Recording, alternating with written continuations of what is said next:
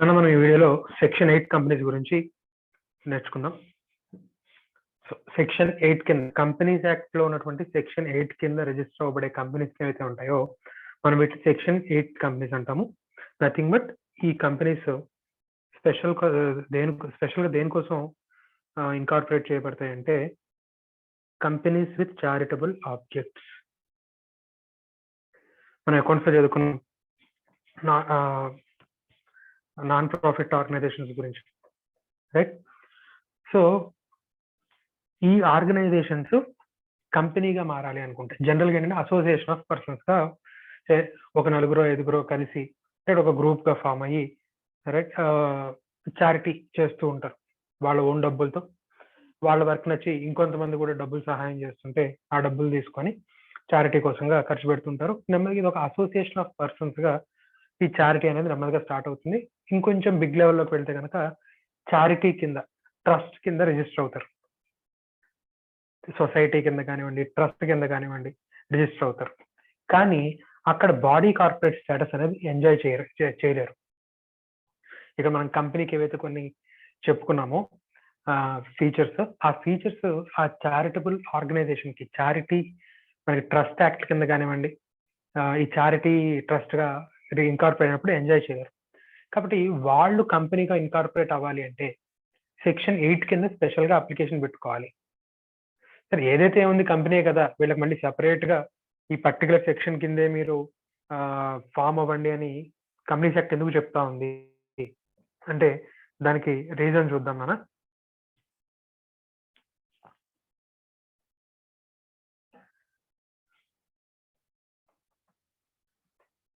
Section 8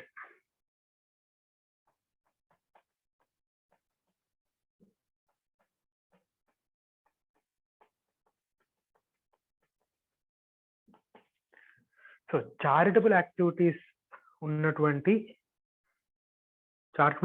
ని objective గా కలిగి ఉండి కంపెనీగా ఇన్కార్పొరేట్ అవ్వాలి అనుకుంటే సెక్షన్ 8 కింద లైసెన్స్ తీసుకోవాలి.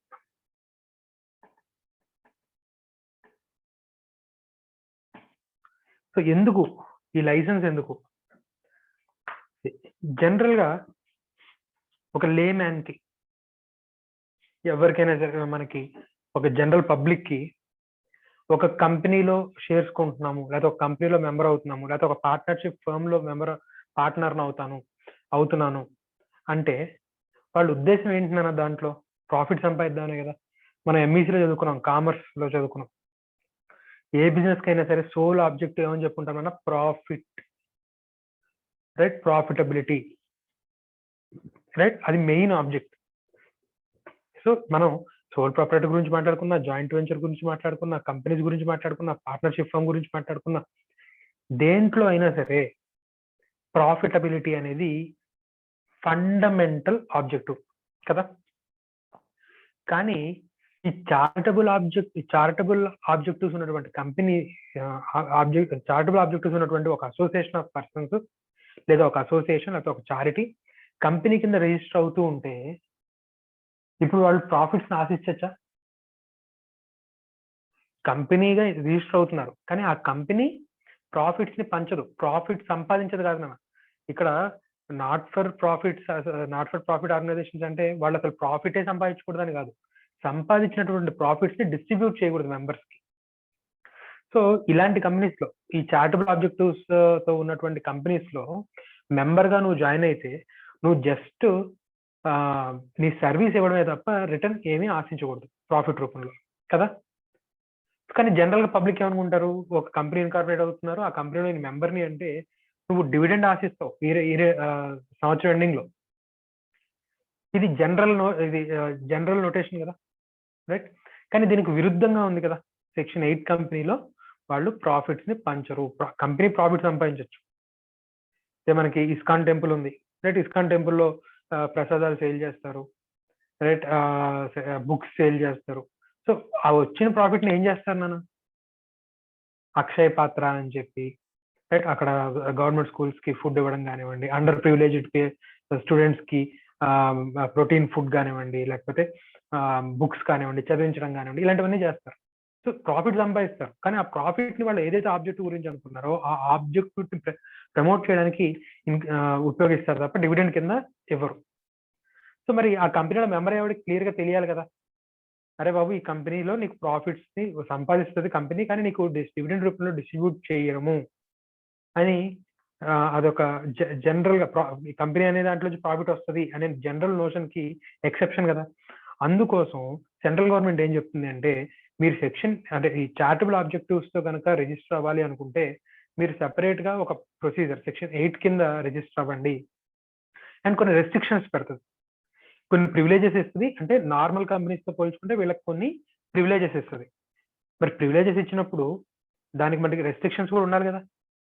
ఇప్పుడు నువ్వు చేస్తుంది మంచి పని అనే ఉద్దేశంతో నీకు కొన్ని ఎక్సెప్షన్స్ ఇస్తున్నారు. అంటే మనకి ఇప్పుడు లాక్డౌన్ టైంలో చూడండి, డాక్టర్స్ కానివ్వండి, ఇలా ఎమర్జెన్సీ పర్సన్స్ ఎవరైతే ఎమర్జెన్సీ సర్వీసెస్ వాళ్ళకి ఆఫ్టర్ టైం కూడా తిరగడానికి వాళ్ళకి ప్రివిలేజ్ ఉంది. సో దాని ప్రివిలేజ్ అనకూడదు అనుకోండి, అవసరం మీద తిరుగుతున్నారు. కానీ వాళ్ళు ఎటువంటి అవసరం లేకుండా కూడా ఇష్టం వచ్చినట్టుగా పాస్లు తీసేసుకొని చిన్న చిన్న పనులు కూడా బయట తిరుగుతుంటే, ఆ పాస్ ని మిస్యూజ్ చేస్తుంటే. సో కాబట్టి ఇక్కడ మనకి ప్రివిలేజెస్ ఉన్న చోటే ఖచ్చితంగా రెస్ట్రిక్షన్స్ కూడా ఉంటాయి. సో కాబట్టి ఏంటి అంటే లైసెన్స్ ఇస్తానంటారు గవర్నమెంట్. ఎవరు ఇక్కడ? సెంట్రల్ గవర్నమెంట్ నుంచి అప్టైన్ చేయాలి license. So central government license ఇస్తూ ఏం చేస్తుంది అంటే కొన్ని ప్రివిలేజెస్ ఇస్తుంది, కొన్ని రెస్ట్రిక్షన్స్ పెడుతుంది లైసెన్స్ ఇస్తూ. సో ఆ లైసెన్స్ లో ఉన్నటువంటి కండిషన్స్ ని ఫుల్ఫిల్ చేయకపోతే ఆ ఇచ్చిన లైసెన్స్ ని తీసేస్తానంటది.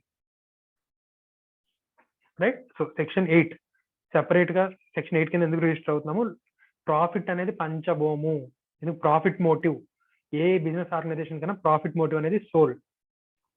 రైట్. సో ఇప్పుడు ఇక్కడ ప్రాఫిట్ మోటివ్ అనేది లేకుండా కంపెనీని రిజిస్టర్ చేస్తున్నాము అంటే రైట్ జనరల్ నోషన్ కి ఎక్సెప్షన్ కాబట్టి సెంట్రల్ గవర్నమెంట్ లైసెన్స్ తీసుకోమంటుంది. ప్రాఫిటబిలిటీ అనే ఆబ్జెక్టివ్ లేకుండా మేము కంపెనీని రిజిస్టర్ చేద్దాం అనుకుంటున్నాము అన్న వాళ్ళకి ఏంటంటే ఒక సెపరేట్ సెక్షన్ కింద లైసెన్స్ అప్లై చేసుకోమంటుంది. లైసెన్స్ ఇచ్చేటప్పుడు కొన్ని ప్రివిలేజెస్ ఇస్తుంది, కొన్ని కండిషన్స్ కూడా ఇంపోజ్ చేస్తుంది. సో ఆ కండిషన్స్ ఏంటి, ప్రివిలేజెస్ ఏంటి అనేది మనం చూద్దాం. ఒకసారి డెఫినేషన్ చూడండి. Section 8 of Companies Act 2013 deals with the formation of companies which are formed to promote the charitable objectives of commerce, art, science, sports, education, research, social welfare, religion, charity, protection of environment, etc. So ఇలాంటి different ఒక్కొక్క charitable objective ఒక్కొక్క objective ని తీసుకుంటున్నాను. మనకి rotary, మనకి red cross ఉందనుకోండి, health. Right. అలాగే ISKCON ఉందనుకోండి, రిలీజియన్. రైట్. సో కొన్ని సెపరేట్ గా ఎడ్యుకేషన్ ని ప్రమోట్ చేసే మన కొన్ని చారిటబుల్ కంపెనీస్, చారిటీస్ ఉన్నాయి. సో ఇలాగా చారిటబుల్ ఆబ్జెక్టివ్స్ తో ఫామ్ అయ్యేటటువంటివి అని చెప్తున్నాడు. అలాగే such companies ఇంటెండ్స్ to apply it's profits in promoting it's objects and prohibiting the payment of dividend to its members. So ఈ not for profit organisations profits సంపాదించకూడదు అని కాదు, అవి వచ్చిన ప్రాఫిట్స్ సంపాదించుకోవచ్చు, కానీ ఆ ప్రాఫిట్స్ ని మెంబర్స్ కి డివిడెండ్ రూపంలో డిస్ట్రిబ్యూట్ చేయకూడదు. రైట్. ఆ వచ్చిన ప్రాఫిట్స్ ఓన్లీ ఏవైతే ఆబ్జెక్టివ్స్ మెన్షన్ చేశారో ఆ ఆబ్జెక్టివ్స్ ని ప్రమోట్ చేయడానికి మాత్రమే యూజ్ చేయాలి అని చెప్పి సెక్షన్ 8 కంపెనీ చెప్తున్నాను. ఎగ్జాంపుల్స్ చెప్తున్నాడు. Federation of Indian chamber of commerce and industry, association of Indian chamber of, ఇది కూడా ఒక ట్రేడ్ అసోసియేషన్ అన్న అసోసియేషన్. అలాగే national sports club of India, CI, etcetera. So ఇలాంటివన్నీ కూడా ఎగ్జాంపుల్స్ కింద చెప్తున్నాను నేను. సో అయితే ఇక్కడ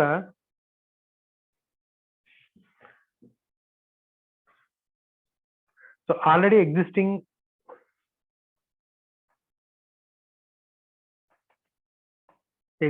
association of persons, already charity చేస్తున్నటువంటి ఎగ్జిస్టింగ్ కానీ లేదా న్యూ కంపెనీ అంటే ఇప్పటిదాకా అసలు చారిటీ అనే ఇప్పటిదాకా అసలు అసోసియేషన్ ఏమి లేదు, ఇప్పుడే ఫామ్ అవుదాం అనుకుంటున్నా కూడా ఎవరైనా సరే వీళ్ళు సెక్షన్ 8 కింద అప్లికేషన్ పెట్టుకుంటారు.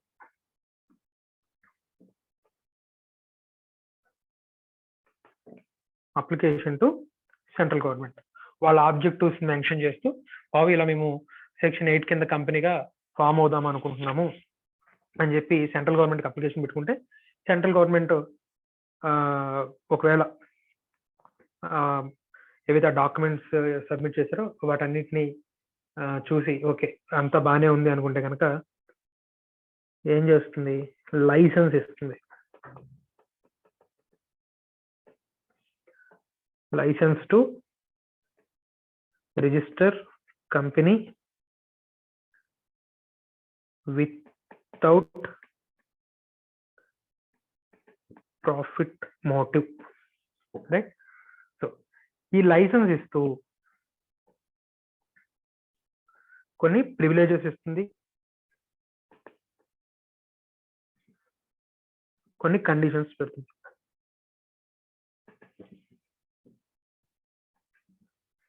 సో ప్రివిలేజెస్ చూసే ముందు మనం కండిషన్స్ చూద్దాం. మనం ఏంటా conditions?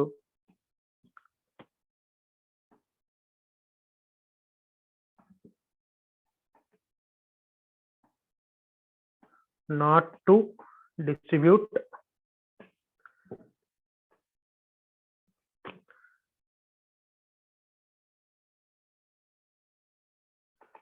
Profits to its members కి ప్రాఫిట్స్ రూపంలో ప్రాఫిట్స్ డిస్ట్రిబ్యూట్ చేయకూడదు. మన కంపెనీ ప్రాఫిట్స్ సంపాదించకూడదు అనట్లా ఇక్కడ నేను ఆ సంపాదించిన ప్రాఫిట్స్ మెంబర్స్ కి డివిడెండ్ రూపంలో డిస్ట్రిబ్యూట్ చేయకూడదు. అండ్ ఆ ప్రాఫిట్స్ ని ఏం చేయాలన్నా ప్రమోషన్ ఆఫ్ ఆబ్జెక్టివ్స్ కోసం ఖర్చు పెట్టాలి. ఈ కండిషన్స్ లో దేన్ని సాటిస్ఫై చేయకపోయినా సరే ఇచ్చినటువంటి లైసెన్స్ ని వెనక్కి తీసుకునే అధికారం సెంట్రల్ గవర్నమెంట్ దగ్గర పెట్టుకుంది. దాన్నే రివోకేషన్ అంటారు, రైట్. దాన్నే రివోకేషన్ అంటారు. ఒకవేళ నాట్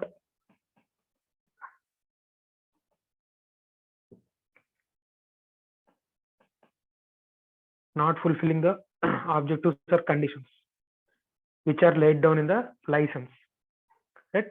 లైసెన్స్ ఇచ్చేటప్పుడు ఏవైతే కండిషన్స్ పెట్టారో ఆ కండిషన్స్ ని ఫుల్ఫిల్ చేయకపోతే ఏం చేస్తారంటున్నా రివోకేషన్.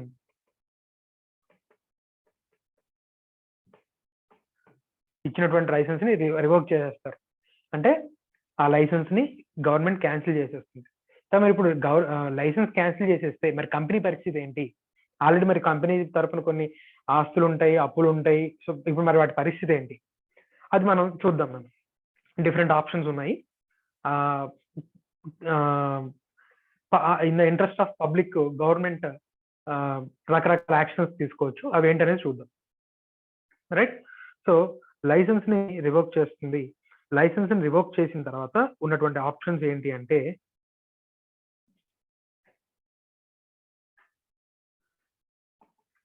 ఒకటి నార్మల్ కంపెనీగా కన్వర్ట్ అయిపోతున్నాను అంటే ప్రివిలేజెస్ అన్ని క్యాన్సిల్ చేసేస్తుంది.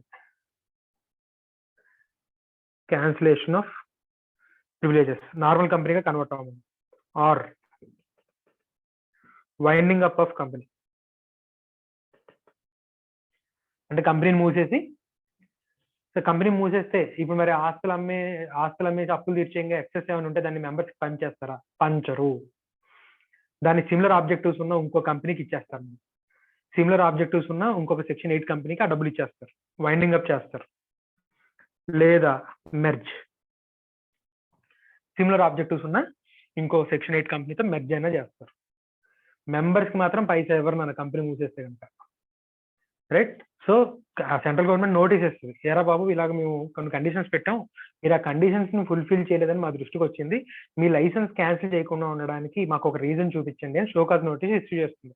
సో షోకాజ్ నోటీస్ ఇష్యూ చేసిన తర్వాత కంపెనీ, ఈ సెక్షన్ 8 కంపెనీ ఎవరైతే నోటీస్ అందుకున్నారో, రైట్, వాళ్ళు రీజన్స్ చూపిస్తారు. ఓకే, మేము మంచిగానే ఖర్చు పెట్టాము అది ఇది అని చెప్పి పద్ధతి మాటలు చెప్తారు. అయినా సరే సెంట్రల్ గవర్నమెంట్ వాటికి ఒప్పుకుంటే ఓకే, ఒప్పుకోకపోతే ఏమవుతుంది, లైసెన్స్ రివోక్ చేస్తారు. లైసెన్స్ రివోక్ చేసేసి అయితే నార్మల్ కంపెనీగా కంటిన్యూ అయిపోమంటారు, లేదా వైండింగ్ అప్ చేసేసి ఆస్తి excess of surplus of assets over liability ఏదైతుందో అది సిమిలర్ ఆబ్జెక్టివ్స్ ఉన్న కంపెనీకి ఇచ్చేస్తారు, లేదా సిమిలర్ ఆబ్జెక్టివ్స్ ఉన్నటువంటి ఇంకొక కంపెనీతో సెక్షన్ 8 కంపెనీతో మెర్జ్ అయినా చేస్తారు. రైట్, ఇక్కడ ఒకసారి చూస్తే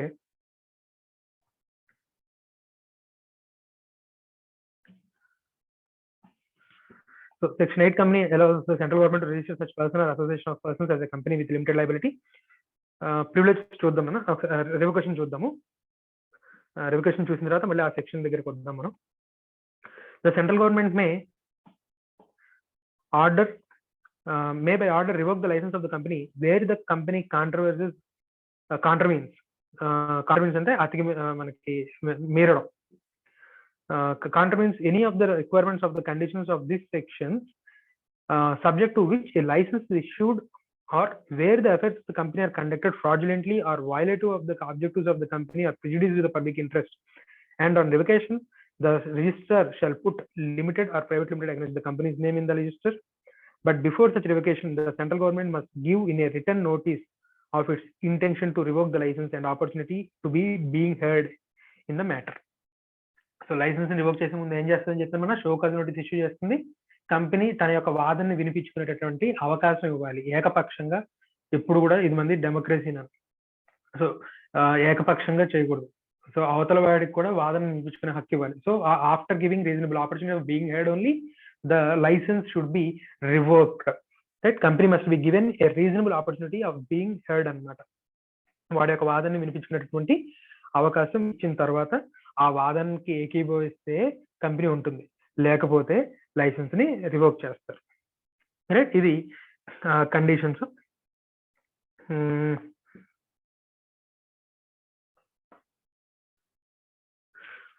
సో ఆర్డర్ ఆఫ్ ద కంపెనీలో ఏముంటుంది, where license is revoked the central government may in the public interest order that the company registered under this section should be amalgamated with another company registered under this section having similar objectives to form a single company, which such constitution, properties, powers, rights, interests, authorities and privileges, and which such liabilities, duties and obligations as may be specified in the order or the company be wound up. Right, so central government ఏమైనా కూడా order చేయొచ్చంట, similar objectives ఉన్న కంపెనీతో merge అయిపోండి. ఆ terms and conditions of merger central government తన order mention చేస్తుందంట. ఇంతటితో అయిపోలేదు, మరి కంపెనీకి కొన్ని కండిషన్స్ పెట్టాం సెక్షన్ 8 కింద. ఆ కండిషన్స్ ని కాంట్రవీన్ చేశారు, బ్రీచ్ చేశారు. మరి బ్రీచ్ చేసిన వాళ్ళకి పనిష్మెంట్ పడాలి కదా. సో కంపెనీ బ్రీచ్ చేసింది కాబట్టి కంపెనీకి పడుతుంది. ఆ కంపెనీ చేత చేయించింది మేనేజ్మెంట్ కదా, సో ఆ మేనేజ్మెంట్ కి ఫైన్ పడుతుంది. మరి ఆ మేనేజ్మెంట్ కి సహకరించింది ఎంప్లాయీస్ కదా, సో ఆ ఎంప్లాయీస్ కూడా పడుతుంది అనమాట. సో పెనాల్టీ ఆర్ పనిష్మెంట్ చూస్తే, if A company makes any default in complying with any of the requirements laid down in this section, the company shall be punishable with a fine varying from 10 lakhs to 1 crore rupees. And the directors and every officer of the company who is in default shall be punishable with imprisonment for a term which may extend to 3 years or fine varying from 25,000 to 25 lakhs rupees. అంటే ఆ offence ని బట్టి, మనకి ఏదైతే rule breach చేశారో ఆ ఇంటెన్సిటీని బట్టి fine అనేది కోర్టు డిసైడ్ చేస్తుంది. ఆర్ విత్ బోత్, ఒకవేళ మరీ తీవ్రత ఎక్కువ ఉంటే రెండు ఫైన్, ఇంప్రిజన్మెంట్ రెండు పడుతుంది. Right, where it is proved that affairs of the company were conducted fraudulently, every officer in default shall be liable for action under section 447. Companies act లో section 447 అనేది ఏంటంటే అన్ని పెనాల్టీస్ ని, పనిష్మెంట్స్ ని, punitive section అనమాట. Section 447 లో punishments ఉంటాయి. Right, so ఆ సెక్షన్ 447 రిఫర్ చేస్తూ పనిష్మెంట్ 447 కింద వేస్తాము అని చెప్తుంది అనమాట. సో ఆ విధంగా ఏంటంటే, సో అంటే ఒకవేళ ఈ కండిషన్స్ ని ఫుల్ఫిల్ చేయకపోతే ఏమవుతుందన్నా రివోక్ చేసేస్తారు. లైసెన్స్ రివోక్ చేసిందంటే వైండింగ్ అప్ లేదా మెర్జ్ చేసేస్తారు. అలాగే ఫైన్స్ ఎవరెవరికి, కంపెనీకి, డైరెక్టర్స్, ఆఫీసర్స్. సో కంపెనీకి అయితే కనుక, కంపెనీని అయితే జైల్లో వేయలేరు కదా, ఆర్టిఫిషియల్ పర్సన్ కదా, కాబట్టి కంపెనీకి ఫైన్ ఎక్కడ మాక్సిమం మినిమం నుంచి మాక్సిమం ఎంత వరకు wearing from 10 lakhs to 1 crore rupees. Right, fine minimum 10 lakhs, maximum 1 crore. అలాగే డైరెక్టర్స్ కి అయితే కనుక ఫైన్ మినిమం 25,000, మాక్సిమం ఎంత అని చెప్పారు నాన్న, 25 lakhs. 25 lakhs. అలాగే ఇంప్రిజన్మెంట్ కూడా, ఇంప్రిజన్మెంట్ ఓన్లీ డైరెక్టర్స్ ఆఫీసర్స్ కి మాక్సిమం అంటే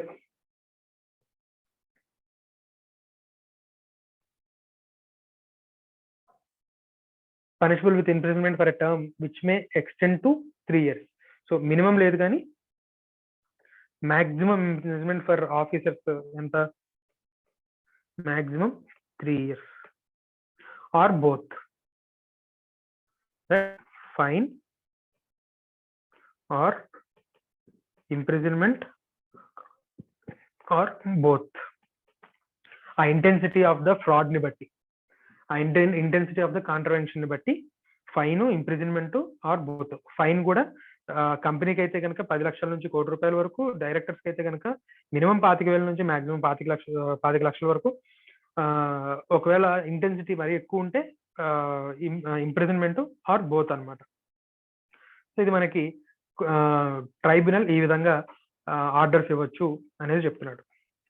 సరే సార్, మరి ప్రివిలేజెస్ అన్నారు కదా, మరి చేస్తుంది మంచి పని కదా, మరి మిగతా కంపెనీస్తో సమానంగా మరి వీటికి కూడా అదే కండిషన్స్, అవే రెస్ట్రిక్షన్స్ పెట్టేస్తే ఎలాగా? పార్ట్నర్షిప్ ఫర్మ్తో పోల్చుకుంటే కంపెనీస్ రెస్ట్రిక్షన్స్, కంప్లైన్సెస్ చాలా ఎక్కువ. మరి అలాంటప్పుడు ఇది మరి చేస్తుంది మంచి పని, చార్టబుల్ ఆబ్జెక్టివ్స్ కదా, రైట్? సో మరి ఇలాంటి వాటికి మనకి కొంచెం మరి ప్రివిలేజెస్ ఇచ్చి ఎంకరేజ్ చేయాలి. సో ఇచ్చే ఫస్ట్ ప్రివిలేజ్ ఏంటి అంటే, నేమ్లో లిమిటెడ్ కానీ ప్రైవేట్ లిమిటెడ్ కానీ యూజ్ చేయాల్సిన అవసరం లేదు. నిన్న మనం గవర్నమెంట్ కంపెనీ గురించి చెప్పుకున్నాం. గవర్నమెంట్ కంపెనీ చెప్పినప్పుడు నేను మీకు ఒక చిన్న కాన్సెప్ట్ చెప్పడం మర్చిపోయాను. గవర్నమెంట్ కంపెనీస్ పేరు చివరి లిమిటెడ్ కానీ ప్రైవేట్ లిమిటెడ్ అనేది పదం యూజ్ చేయాల్సిన అవసరం లేదు. సో మనం లిమిటెడ్ అనేది, ప్రైవేట్ లిమిటెడ్ అనేది ఏమని చెప్పుకున్నాం, కాషన్. పేరు చివర కంపెనీ యొక్క మెంబర్స్ యొక్క లైబిలిటీ లిమిటెడ్ అనేది జనరల్ పబ్లిక్ కి కాషన్ ఇవ్వడానికి పెట్టాలి అని చెప్తున్నాం. గవర్నమెంట్ కంపెనీ అన్నప్పుడు ఆ కంపెనీలో మెంబర్ ఎవరినైనా గవర్నమెంట్. సో గవర్నమెంట్ మనకి మ్యాక్సిమం దేశంలో దివాళా తీయంది ఎవరైనా అంటే గవర్నమెంటే. ఐపీ పెట్టండి, కంపెనీస్ వైండింగ్ అయిపోతాయి, తర్వాత మన ఇండివిజువల్స్ కానివ్వండి అందరూ బోర్డు తిప్పేయచ్చు, దివాళా తీయచ్చు, కానీ గవర్నమెంట్ దివాళా తీయదు. కాబట్టి మరి అక్కడ అందులో member government. So government liability limited అని పబ్లిక్ కి హెచ్చరించాల్సిన అవసరం లేదు. కాబట్టి గవర్నమెంట్ కంపెనీ పేరు చివర లిమిటెడ్ ఆర్ ప్రైవేట్ లిమిటెడ్ అనే పదాన్ని యూజ్ చేయాల్సిన అవసరం లేదు అని యాక్ట్ లో చెప్తారు. సిమిలర్లీ ఈ సెక్షన్ 8 కంపెనీస్ పేరు చివర కూడా లిమిటెడ్ కానీ ప్రైవేట్ లిమిటెడ్ అనే పేరు యూజ్ చేయాల్సిన అవసరం లేదు. అదొక ప్రివిలేజ్. మరి హెచ్చరిక కదా సార్, అదొక పెద్ద ప్రివిలేజా? పేరు చివర లిమిటెడ్ ఉంటే ఏంటి, లిమిటెడ్ లేకపోతే ఏంటి, ప్రైవేట్ లిమిటెడ్ ఉంటే ఏంటి, ప్రైవేట్ లిమిటెడ్ లేకపోతే ఏంటి అంటే, లిమిటెడ్ అనేది ఏమని చెప్పుకున్నాం మనం, ఇట్స్ ఎ కాషన్. సో ఇప్పుడు ఆ చార్టబుల్ ఆబ్జెక్టివ్స్ ఉన్నటువంటి ఆర్గనైజేషన్ కంపెనీగా రిజిస్టర్ అయ్యి పేరు చివరి లిమిటెడ్ ఆర్ ప్రైవేట్ లిమిటెడ్ అనేది పెట్టుకోవాల్సిన అవసరం లేదు అనేది చెప్తున్నాడు. సో ఇది ఇద్దరు లేదా అంతకంటే ఎక్కువ మందితో ప్రైవేట్ కంపెనీగా రిజిస్టర్ అవ్వచ్చు, లేదా 7 లేదా అంతకంటే ఎక్కువతో పబ్లిక్ కంపెనీ కూడా రిజిస్టర్ అవ్వచ్చు సెక్షన్ 8 కింద. సో ఎలా రిజిస్టర్ అయినా సరే పేరు చివర లిమిటెడ్ కానీ ప్రైవేట్ లిమిటెడ్ గా కానీ ప్రైవేట్ లిమిటెడ్ అని యూజ్ చేయాల్సిన అవసరం లేదు, రైట్? అలాగే రెండో ప్రివిలేజ్ ఏంటి అంటే, పార్ట్నర్షిప్ ఫర్మ్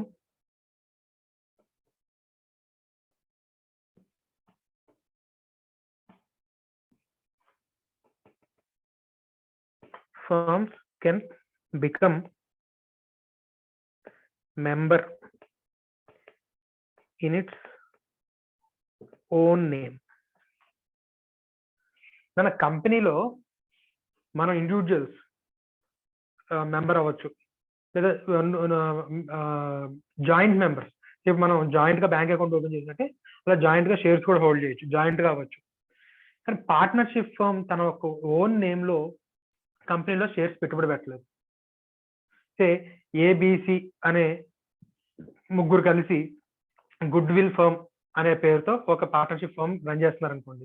ఇప్పుడు ఆ పార్ట్నర్షిప్ ఫర్మ్ జనరల్ గా వేరే కంపెనీస్, సెక్షన్ 8 కాకుండా వేరే కంపెనీస్ లో ఆ పార్ట్నర్షిప్ ఫర్మ్ ఓన్ నేమ్ లో షేర్స్ ని పర్చేస్ చేయలేదు.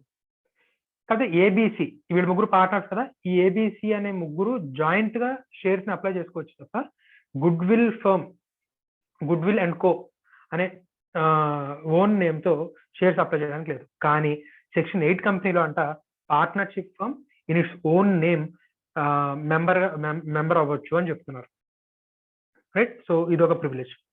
Firms can become member in section 8 company in its own name, right, unlike in other companies. So other companies లో ఫర్మ్ మెంబర్ అవ్వలేదు, కానీ సెక్షన్ 8 కంపెనీలో firm in its own name, right, అంటే register of members అంటాం మనం. కంపెనీలో shares పెట్టుబడి పెట్టిన వాళ్ళందరికీ మనం ఒక రిజిస్టర్ మెయింటైన్ చేస్తాం, కంపెనీలో మెంబర్స్ ఎవరెవరు ఉన్నారు అని. సో ఆ మెంబర్షిప్ బుక్ లో, మెంబర్స్ రిజిస్టర్ లో ఫర్మ్ నేమ్ ఎంటర్ చేయొచ్చట. అదే సెక్షన్ 8 కాకుండా అదర్ కంపెనీస్ అనుకోండి, అదర్ కంపెనీస్ లో ఫర్మ్ నేమ్ ఎంటర్ చేయడానికి లేదు, పార్ట్నర్ నేమ్స్ ని ఎంటర్ చేస్తాం. కానీ సెక్షన్ 8 కంపెనీలో మాత్రం ఫర్మ్ నేమ్ ని ఎంటర్ చేసుకోవచ్చు, రైట్. సో ఇది ఒక ప్రివిలేజ్. నెక్స్ట్, ఇక్కడ మీకు ప్రివిలేజెస్ అని చెప్పి సెపరేట్ గా ఒక స్లైడ్ హెడ్డింగ్ లో ఇవ్వన్నాను, నేను ఆ ప్రివిలేజెస్ అన్నిటిని నేను లిస్ట్ చేస్తున్నాను. సో ఇది ఒక ప్రివిలేజ్ గురించి మనం చెప్పుకున్నాము.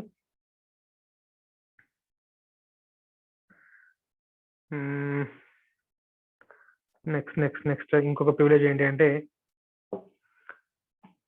Requirements of minimum share capital does not apply. అసలు ఇప్పుడు అసలు మాక్సిమం మనకి అసలు మినిమం షేర్ క్యాపిటల్ అనే రిక్వైర్మెంటే లేదు ప్రైవేట్ కంపెనీకి కానీ పబ్లిక్ కంపెనీకి కానీ. ఈజ్ ఆఫ్ డూయింగ్ బిజినెస్ లేదా స్టార్ట్అప్ ఇండియాలో భాగంగా, స్టార్ట్అప్ ఇండియా ప్రోగ్రామ్ లో భాగంగా ఈ మినిమం షేర్ క్యాపిటల్స్ తీస్తారు. ఒకప్పుడు ప్రైవేట్ కంపెనీకి అయితే 1 lakh, పబ్లిక్ కంపెనీకి అయితే మినిమం షేర్ క్యాపిటల్ 5 lakhs ఉండాలి, ఇలాంటి రిక్వైర్మెంట్స్ ఉండేది. సో ఆ రిక్వైర్మెంట్స్ సెక్షన్ 8 కంపెనీకి అప్లై కావు అంటున్నాడు. కానీ జనరల్ గా ఇప్పుడు సెక్షన్స్ లోనే ప్రైవేట్ కంపెనీకి కానీ పబ్లిక్ కంపెనీకి కానీ మినిమం షేర్ క్యాపిటల్ అనేది తీసేశారు. ఒకవేళ మినిమం షేర్ క్యాపిటల్ అనే రిక్వైర్మెంట్ ఉన్నా కూడా సెక్షన్ 8 కంపెనీకి అవసరం లేదు, కంప్లీట్ అవ్వాల్సిన అవసరం లేదు అని చెప్తున్నాడు. అలాగే సో ఈ ప్రివిలేజ్ ఒకటి మనం చెప్తున్నాం. ఇది ఒక ప్రివిలేజ్ నానా చెప్తాను, ఇదేంటో చెప్తాను. Can call its general meeting by giving a clear 14 days notice instead of 21 days చెప్పుకుందాం. అలాగే requirement of minimum number of directors, independent directors does not apply. అలాగే need not constitute nomination and remuneration committee and share holders relationship committee. అలాగే partnership firm can be member of section 8 company. So ఒకసారి ఎన్ని privileges ఉన్నాయో మనం ఒకసారి రాద్దాం నాన్న. So ఇది ఒక 1, 2, 3, 4, 5, 6 ప్రివిలేజెస్ బాగా గుర్తుపెట్టుకోవాలి. సో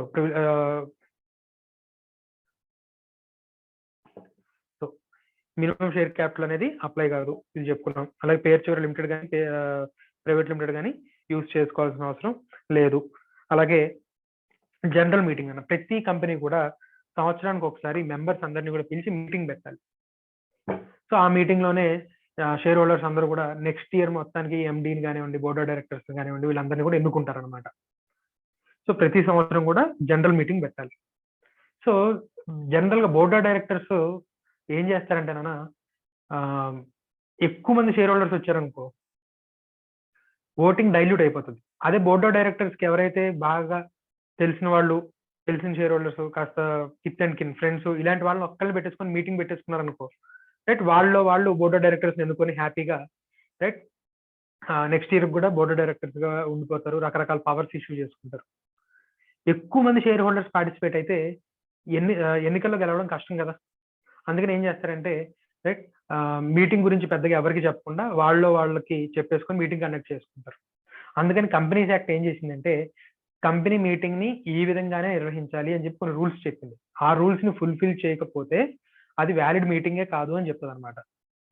సో దాంట్లో ఒక ఫండమెంటల్ ఏంటి అంటే మనకు సిఏ ఇంటర్లో మీటింగ్స్ అనే చాప్టర్ చాలా పెద్ద చాప్టర్ నాన్న. దాంట్లో ఒక ఫండమెంటల్ ఏంటి అంటే కంపెనీ మీటింగ్ నిర్వహించబోతోంది, యాన్యువల్ జనరల్ మీటింగ్ నిర్వహించబోతోంది అని చెప్పి నోటీసు మొత్తం మెంబర్స్ అందరికీ వాళ్ళ రిజిస్టర్డ్ అడ్రస్లకి ఏవైతే ఉన్నాయో వాళ్ళందరికీ పంపించాలంట. ఏ ఒక్కరికి ఆ నోటీస్ అందకపోయినా సరే, పంపించకపోయినా సరే, అందకపోయినా కాదు పంపించకపోయినా సరే అది ఇన్వాలిడ్ మీటింగ్ అంటారు. సరే బోర్డ్ ఆఫ్ డైరెక్టర్స్ ఏం చేద్దాం అనుకున్నారంటే మనం నోటీస్ పంపించాలి, నోటీస్ పంపించకపోతే వ్యాలిడ్ మీటింగ్ కాదన్నారు కదా. సరే ఇవాళ నైట్ మొత్తం మెంబర్స్ అందరికీ మెసేజ్ పెట్టేశారు, రేపు ఎర్లీ మార్నింగ్ 9 కల్లా మీటింగ్ కండక్ట్ చేసేస్తాం అని చెప్పి ముంబైలో. రైట్, సో ఇవాళ నైట్ చెప్పి రేపు మార్నింగ్ మీటింగ్ కండక్ట్ చేస్తే ఎక్కడెక్కడ ఉన్న వాళ్ళు మీటింగ్కి ఎలా అటెండ్ అవుతారు నేను? సో అంటే ఈ షార్ట్ నోటీసు ఇచ్చేస్తారనమాట. అందుకని ఇలాంటి వాళ్ళందరూ ఉంటారని చెప్పి కంపెనీస్ యాక్ట్ ఊహించి ఏం రాశారు, మినిమం 21 రోజులు నోటీస్ ఇవ్వాలంట. అంటే 3 వారాల ముందు నోటీస్ ఇవ్వాలి. 3 వారాలు నోటీస్ ఇచ్చిన తర్వాత మాత్రమే మీటింగ్ అనేది కండక్ట్ చేయాలి. రైట్, అదే సెక్షన్ 8 కంపెనీస్కి అయితే 14 రోజుల నోటీస్ చాలు, అంటే 2 వారాల నోటీస్ సరిపోతుంది అనమాట. అదొక ప్రివిలేజ్. నార్మల్ కంపెనీస్ అయితే ఎన్ని రోజులు నోటీస్ ఇవ్వాలన్నా 21 రోజులు నోటీస్ ఇవ్వాలి. రైట్, ఇక్కడ క్లియర్ డేస్ అంటాము. క్లియర్ డేస్ అంటే ఇక్కడ మేము ప్రజెంట్ ఇప్పుడైతే అవసరం లేదు, మీరు మనం సిఏ ఇంటర్లో తెలుసుకున్నాం. రైట్, సో నార్మల్ కంపెనీస్ అయితే 21 రోజులు నోటీస్ ఇవ్వాలి, సెక్షన్ 8 కంపెనీ 14 డేస్ నోటీస్ ఇస్తే సరిపోతుంది. అలాగే ప్రతి కంపెనీకి కూడా, ప్రైవేట్ కంపెనీ అయితే కనుక మినిమం 2 డైరెక్టర్స్ ఉండాలి, పబ్లిక్ కంపెనీకి అయితే మినిమం 3 డైరెక్టర్స్ ఉండాలి, అలాగే ఇండిపెండెంట్ డైరెక్టర్స్ అనేవాళ్ళు ఉండాలి. ఇండిపెండెంట్ డైరెక్టర్స్ అంటే కంపెనీతో ఎటువంటి సంబంధం ఉండకూడదు, షేర్స్ ఉండకూడదు కంపెనీలో. సో ఇండిపెండెంట్ డైరెక్టర్స్ ఇంతమంది ఉండాలి అని చెప్పి మనకి కంపెనీస్ యాక్ట్ చెప్తుంది. సో అవేవి కూడా వీళ్ళకి అప్లై కావు.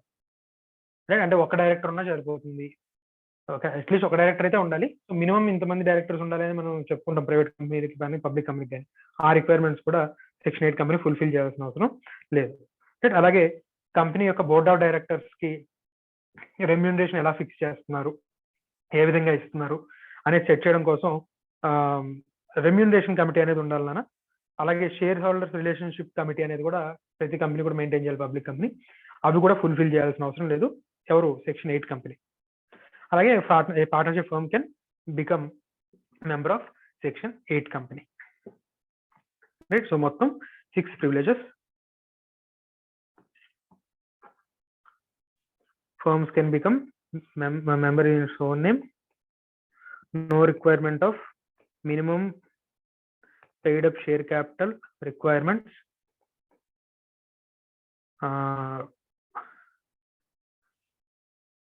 No requirement to fulfill minimum number of directors. No need to constitute remuneration committee, అలాగే share holders relationship committee. Next ఇంకో ప్రివిలేజ్ ఏమని చెప్పుకున్నాం మనం, ఫర్మ్స్ కెన్ బికమ్ మెంబర్, అలాగే no minimum paid up share capital required, అలాగే minimum ఇంతమంది directors ఉండాలని అవసరం లేదు, రెమ్యూనరేషన్ కమిటీ ఫామ్ చేయాల్సిన అవసరం లేదు. అలాగే ఇండిపెండెంట్ డైరెక్టర్స్ అనేవాళ్ళు కూడా ఉండాల్సిన అవసరం లేదు అనేది చెప్పుకున్నాం. నెక్స్ట్ 14 డేస్ సరిపోతుంది. యాన్యువల్ జనరల్ మీటింగ్ కి 14 క్లియర్ డేస్ నానా, 14 క్లియర్ డేస్ నోటీస్ సరిపోతుంది. So these are the privileges. Right, so licence ఇచ్చేటప్పుడు సెంట్రల్ గవర్నమెంట్ ఏ కండిషన్స్ పెడుతుందో చూసాం, ఆ కండిషన్స్ ని బ్రీచ్ చేస్తే ఏం చేస్తుంది అనేది చూసాం. అలాగే ఆ కండిషన్స్ పెడుతూనే కొన్ని ప్రివిలేజెస్ ఇచ్చింది, ఆ ప్రివిలేజెస్ ఏంటో తెలుసుకున్నాము. రైట్, సో ఇది మనకి సెక్షన్ 8 కంపెనీకి సంబంధించినటువంటి థియరీ.